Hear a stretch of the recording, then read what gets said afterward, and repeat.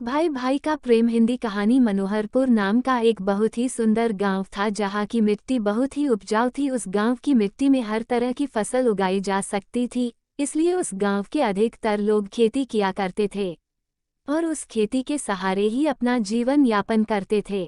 इसी मनोहरपुर गांव में दो भाई रहते थे। दोनों भाई बहुत ही अच्छे किसान थे, दोनों अच्छी खेती करते थे। दोनों के अलग अलग घर थे, दोनों में बहुत ही प्रेम था। दोनों भाई एक दूसरे की भलाई के बारे में सोचा करते थे, समय पड़ने पर एक दूसरे के मदद करते थे। इस वर्ष फसल बहुत अच्छी हुई, फसल की कटाई हुई, उस फसल से अच्छा अनाज पैदा हुआ। खलिहान में सबके अनाज के ढेर लगे हुए थे। बड़ा भाई खलिहान में अकेले ही अनाज की रखवाली करता था।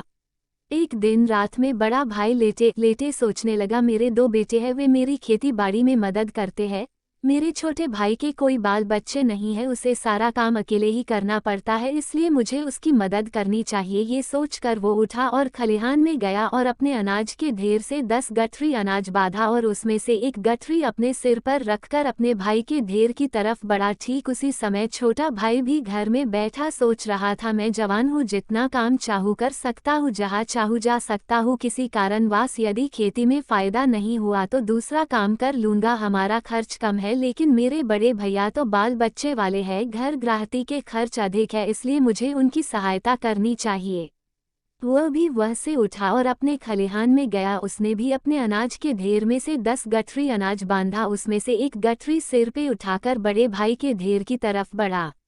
एकदम अंधेरा था, आसपास भी कुछ दिखाई नहीं दे रहा था। दोनों भाई एक दूसरे के अनाज के ढेर की तरफ बढ़ रहे थे। अचानक वे एक दूसरे से टकरा गए और दोनों चौंककर एक साथ बोले, कौन है, कौन है। दोनों भाइयों ने एक दूसरे को देखा, उनके सिर पर अनाज की गठरियां थी। दोनों समझ गए और बड़े भाई ने कहा, छोटे, तुम्हारी मदद करने वाला कोई नहीं है, खेती का सारा काम तुम्हें अकेले ही संभालना पड़ता है।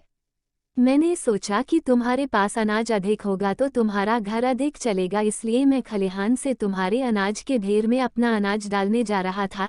छोटा भाई बोला, भैया आप बाल बच्चे वाले हैं, आपके खर्च अधिक है, आपको अधिक मात्रा में अनाज की आवश्यकता होगी, इसलिए मैं खलिहान से अनाज आपके घर में डालने जा रहा था। एक दूसरे की बातें सुनकर दोनों की आंखों में आंसू आ गए और दोनों रोते हुए एक दूसरे के गले लग गए। इस तरह इन दोनों का प्यार और बढ़ गया।